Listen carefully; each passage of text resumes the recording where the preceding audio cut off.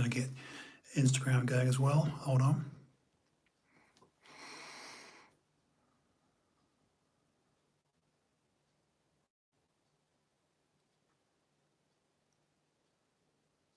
And that is still enough for me.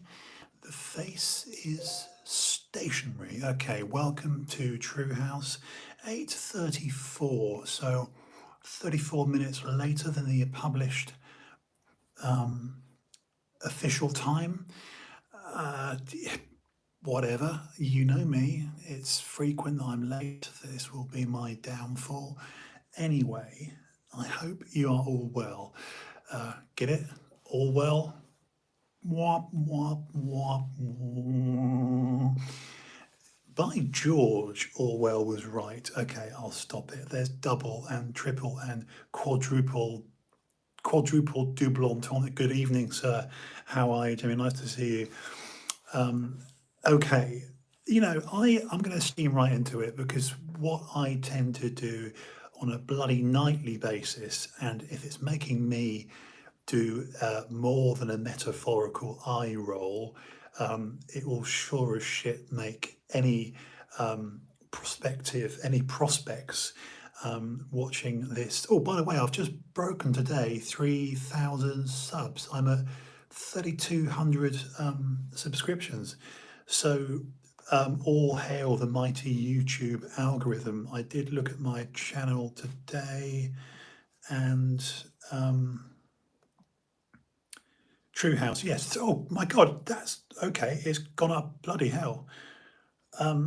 It's gone up by 100 today. I'm at 3.03. So that was 3.02 this morning. So something's working. It's a bizarre thing. Let me just have a little rant. It's a bizarre thing, the YouTube algorithm, because I remember when I began a year ago, and I saw plenty of people on YouTube saying, golly, how do I get past 1,000 subs? And I had the same issue too. It took me what felt like an eternity to get past 1,000 subs. There's various ways and means of doing this. There really are. And of course, it seems to kind of, I don't, you know what? I don't know. I don't actually know. And the truth of it is, I'm sort of saying to myself now, come on, just for the new year, you need to, I need to reach out locally in the county that I'm living in, basically to ask for, I'm being ageist, but to ask for somebody, no doubt half my age, some hotshot 20, 25-year-old who's basically a very proficient techie. Why is it that every YouTuber I admire, every live streamer, podcast, from the most obvious being Joe Rogan. When I started watching Rogan in 2011, in my second year of dialysis, watching Rogan did get me through dialysis because it was obviously 6 hours a time. And a podcast with Rogan is 3 hours. So I could take in 2 podcasts during my 6-hour alternating days on dialysis. You have to sit very still when you're being dialysed, otherwise it sets the alarms on and you're bleeding and it's a mess. Point being, he had Jemmy Vernon and still has Jemmy Vernon, and before that, Brian Redban. I spoke to my mate Dorian Yates today. I know I'm name dropping. I shouldn't name drop Dorian's name, but I'm proud to know Dorian. He's yeah, I'm proud to know Dorian. But I've known Dorian since, gosh, nearly 20 years now. He openly admitted to me that he knows nothing about tech. So basically, people that are big online, and anyone that I know that is in that rarefied atmosphere, or 1 or 2 or 3 degrees of separation from Joe Rogan. Obviously, Dorian has appeared on Rogan. My friend Chris Bell has appeared on Rogan 2 or 3 times. Who else do I know that's been on Rogan? It's just those 2. It's Dorian and Chris. Yeah, it's Dorian and Chris that I know directly that have been on Rogan. So, yes, it's everyone's who's a streamer / podcaster wants to get on Joe Rogan, because you know, at the risk of sounding like a twat, what would happen to an infinitesimal channel like mine at just 3.03k subs?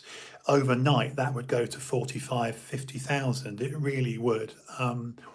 Simply by getting a slot on Rogan. And then of course you think, well, what's your USP? What's your unique selling point? Why would a guy like me get on Rogan? And the obvious answer is my cautionary tale. After speaking to Dollar in a Day today, who was talking about the 50 dead bodybuilders, and named bodybuilders, it is a hot potato. It's a talking point, and that's why I've titled tonight's cautionary tale, because dealing with addiction, compulsion, obsession, and obviously anyone involved in anything, you could be balls deep into anything, any endeavor, will know that above obsession and addiction in terms of life imprisonment, life control, it's compulsion. If you are compelled to do something, let me be very clear. I could theoretically obsess about Haagen-Dazs. I theoretically could obsess about having, a great evening with, God, who do I fancy? Jessica Chastain. There you go. Someone like, for me, I would, Jessica Chastain, or I don't know, whoever. I can't think. Fill in the blank. Shows how far I am removed from having a partner. But the point being, any one of us can obsess about something. It could be chocolate or sex or whatever. And then the other thing, of course, is addiction. So addiction can be broken. I know this because obviously 22 years for me with opiates. Something I'm extremely open about. Prescription opiates for me from 95 all the way through till 2015, 2016. March 15th or March 18th, 2016. So, over 2 decades for me, stuck on the worst of the worst. I'm talking obviously about Nubane and Dilaudid and OxyContin / Oxynorm, hydrocodone. Oxycodone is just the generic name versus the trade name. Nalbuphine hydrochloride for Nubane, etc., etc. And ironically, what caused my renal failure was NSAIDs, OTCs, over the counter. So I shouldn't speak in acronyms. So I'm very open about this, and talking to Dolores Day gave me sort of confirmation and affirmation, if you will, that really talking to people, the 5 people that I've directly buried, not just acquaintances, but serious proper friends, who I saw day in, day out. God, I just remember it's not 5, sorry, it's 6. The 6, I actually forget the number of friends I've buried, but it is 6, it's not 5, sorry. It's 6 friends that I've buried that I was very close to. None of them saw 50, and all of them were in this community. And it is obviously a community of excess. I don't denigrate bodybuilding per se. I don't denigrate or attack physical culture and the community. I say it's the person, obviously the public's perception. The minute you say the word, bodybuilding to any, Gen Pop public, to them they go, oh, steroids. Number one, that they don't understand the difference between an anabolic androgenic steroid and obviously a corticosteroid. Many millions of humans are on corticosteroids, myself included. You give them prednisolone if you're, got cancer. You give them, dexameth or prednisolone if you're on, COVID or and if you're a transplant recipient like me, you're on prednisolone forever. Point being, to discuss the topic of anabolic steroids, and there is no column of anabolic versus androgenic. They're all androgenic, for goodness sake, but it's obviously a low androgen or a high androgen, but they all give an anabolic growth-giving effect, and the word anabolism simply means cellular growth, as opposed to catabolism, which is the cannibalization, or the reversal of what I've just said. So the point I'm making is the assumption thanks to the media, thanks to the press, is that the minute any retired bodybuilder like myself says, oh, I stopped bodybuilding because, they immediately go, was it steroids? Or if you see any dead bodybuilder, again, if you just literally swipe on your tablet or phone or computer right now and put in the word bodybuilder or bodybuilding dead, you'll be like steroid, steroid, steroid, steroid. And of course, it's rarely what actually takes their life. It will be benzodiazepines, which is obviously, Valium, and it will be OTC, over-the-counter NSAIDs, which will cause organ failure, and really, CKD, chronic kidney disease, leads to AKF, acute kidney failure. You can't have anything acute without it being chronic first, of course. You don't just wake up one morning and go, oh, I've got kidney failure. You have to be in chronic kidney disease before you go to acute kidney failure. The point I'm making is it's something that I'm, I don't like the word survivor, I don't like the word journey, but after sort of texting back and forth with Captain Yates today, because Dorian is such a big name in the community, and arguably anyone that knows the name Dorian Yates. I mean, to put this in perspective, Dorian Yates obviously surpassed Arnold's record by some margin, and is certainly the most successful English global bodybuilder of all time, and the irony with Dorian, who's 10 years my senior, is that he became globally and has become globally more famous since he retired. Obviously, he retired when he was 34, 35.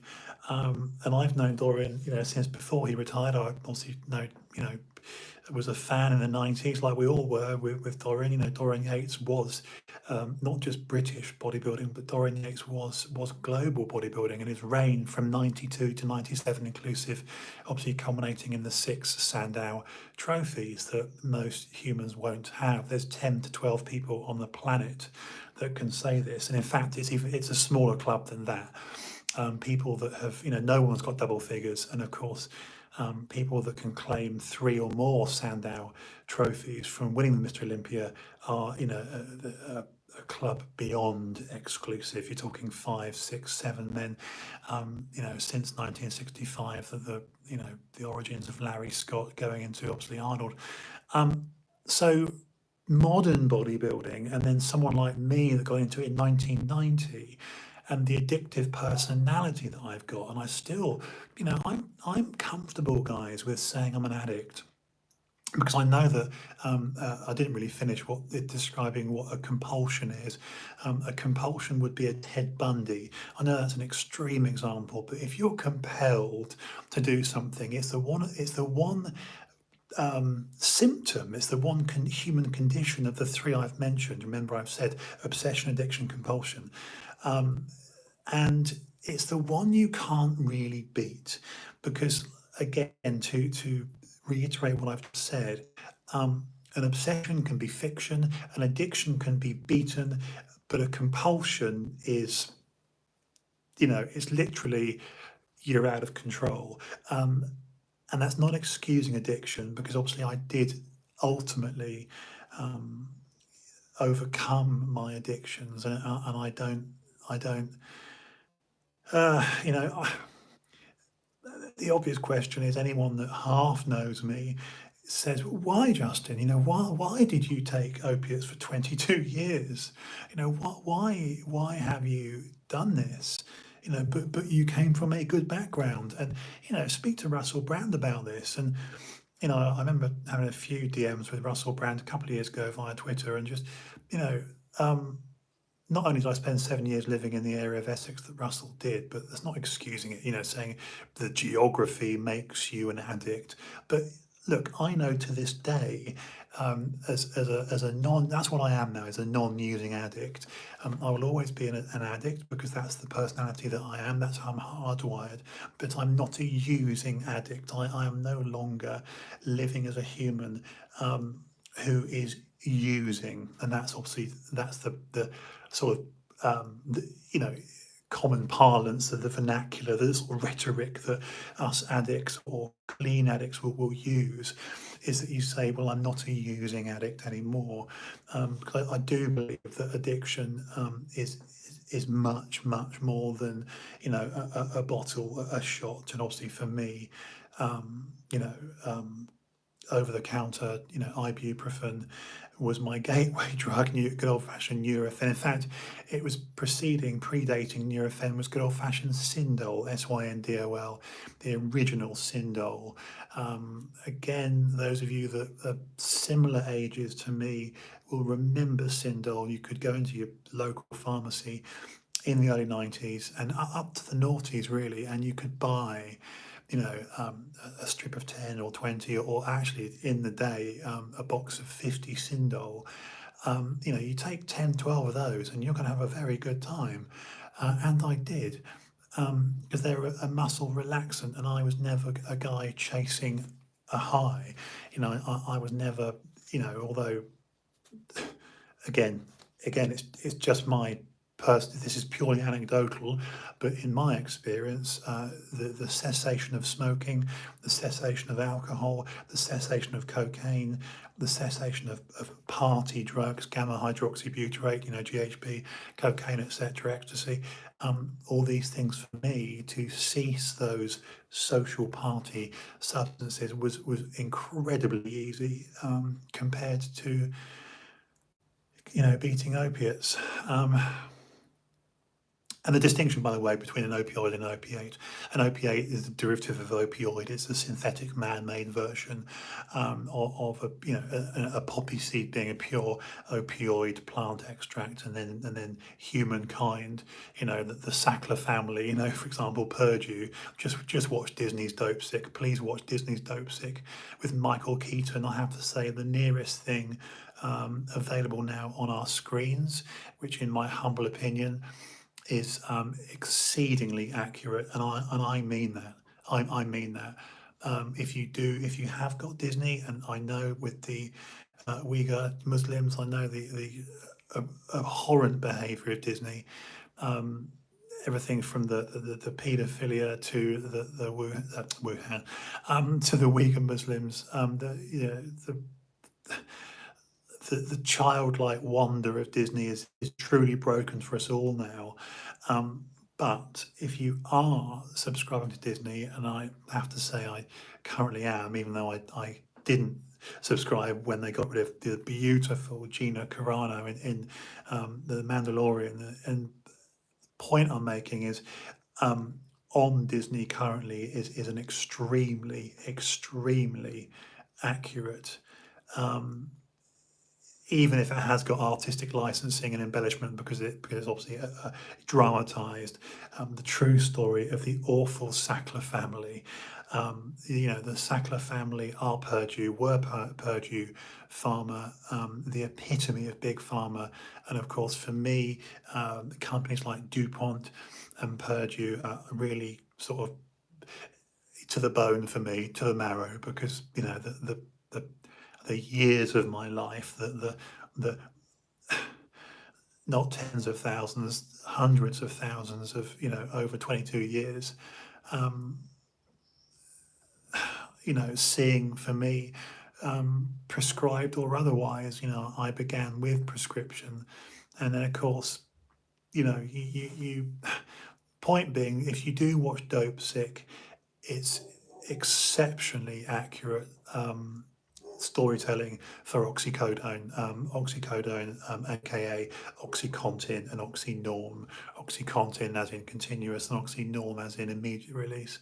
And a guy like me at sort of 300 milligrams, 400 milligrams a day, you know, colossal dosing for me. I was prescribed OxyContin after my spine tumour. So I'm not making excuses. I repeat, I'm not making excuses.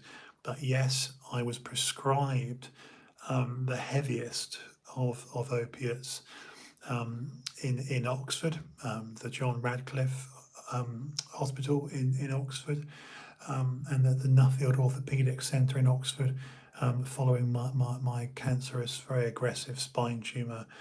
And the 17 inches of metalwork I have in my spine, running from T12 to L4 inclusive, so 5 vertebrae, my entire 5 lumbar vertebrae. Remember, just a quick anatomical truth, we have 24 vertebrae in our spine, 7 cervical, 12 thoracic and 5 lumbar. So 7, 12 and 5 is 24. It's not including the sacroiliac and the sacrum and the coccyx. But the point is, I've got 17 inches of metalwork in my spine. They did remove the L2 vertebrae, the entire vertebral body, and the 2 discs above and below it, and my L2 root nerve and 2 ribs. There's a big old tumour causing a massive pathological fracture, exploding the L2 vertebrae, and obviously causing cauda equina, which is Latin for horse's tail, pinching on my spinal cord, narrowly escaping paralysis and succumbing to it. And that's why to this day I have no feeling below the waist. I'm just very, very, very lucky that I'm walking. So yes, if I'm talking about a starting point for me on OxyContin, see dope sick, it's my spine tumour. What caused my spine tumour? Thank you, appreciate that. What caused my spine tumour? Who knows? I did have spondylolisthesis for many years preceding it, and suffered with back pain from spondylolisthesis, not to be confused with spondylitis. To be confused with spondylitis. Spondylolisthesis is different from spondylitis or ankylosing spondylitis. But spondylolisthesis is a forward shifting of one vertebral body on top of another. And this is commonly seen in everyone from cricket to tennis to soccer to hockey and so on. Any impactful injuries for me, it was skateboarding, martial arts, etc. But the thing is, it happened, and there's no amount of talking about this that will, I'm never going to really let myself off the hook. I'm fully aware. It's why my level of self-loathing and hatred is so. Often people have said it's quite palpable. They can literally feel and see how much I dislike myself, because when you've lost. Because you only get humility. You get perspective, proportion, and humility, and hopefully one day a bit of grace.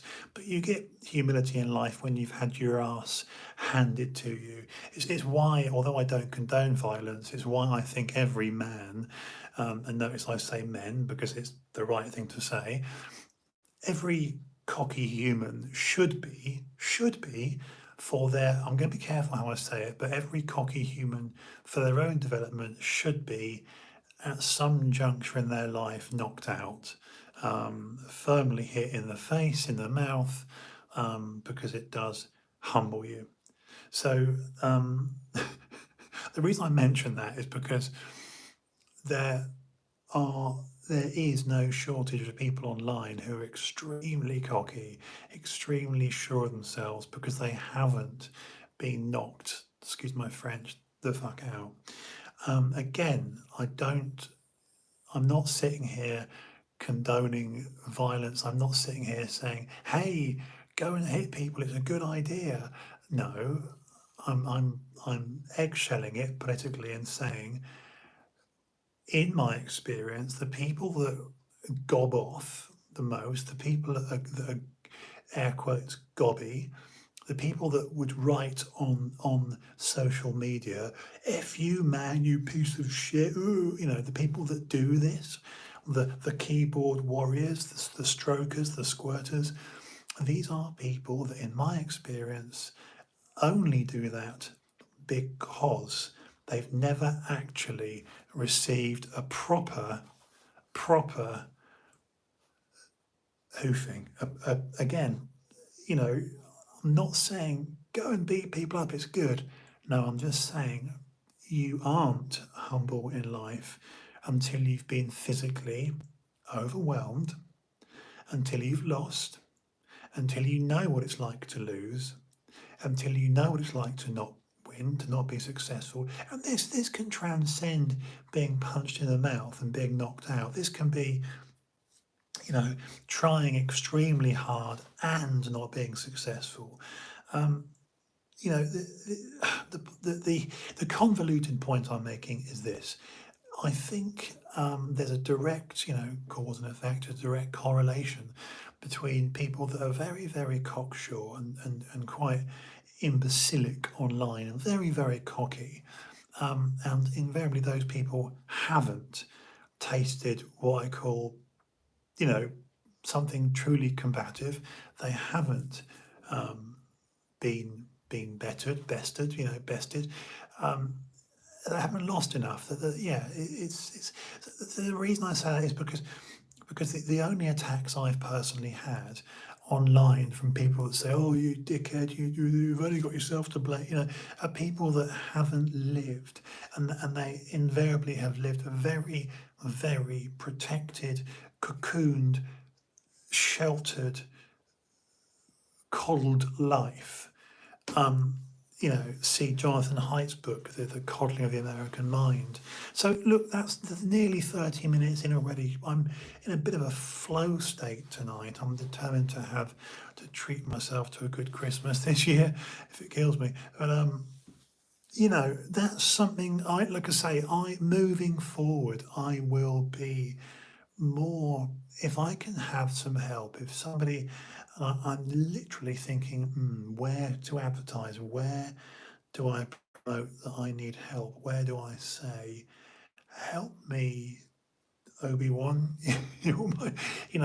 where does a guy like me that needs help technically with this, the gadgetry and the sound and the editing and the creating of videos, and where does a guy like me do that? I appreciate open OBS, open broadcast software, and trying to learn that, or there's a lot to learn, and it's just daunting for me, even though I do love smartphone or three. Look, that will probably do tonight, because I feel that if I keep going at this tempo, at this sort of cadence, then I will start doing the classic Justin nod off. And none of you want that. So really, the title of tonight, Cautionary Tale, it was speaking to Dorian today, via text message, and just looking at the direction he's going in, and specifically having conversations online with people,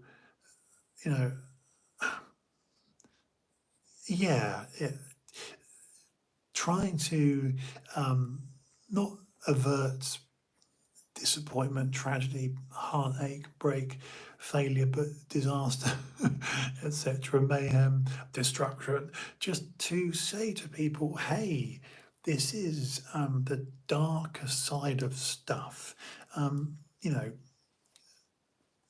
Again, I'm not coming at this from a position of, oh, aren't I special because I've been through this, Remember, this is all scalable, guys. And just to drive that point home, what I mean by this is that a bloke like me looks at multiple amputees. I will look at a quadriplegic and go, that's harsh. So, we all have our scale of how we deal with it. Anyway, look, that'll do tonight. It's just a bit of a surface scratch of the scab that's my cautionary story.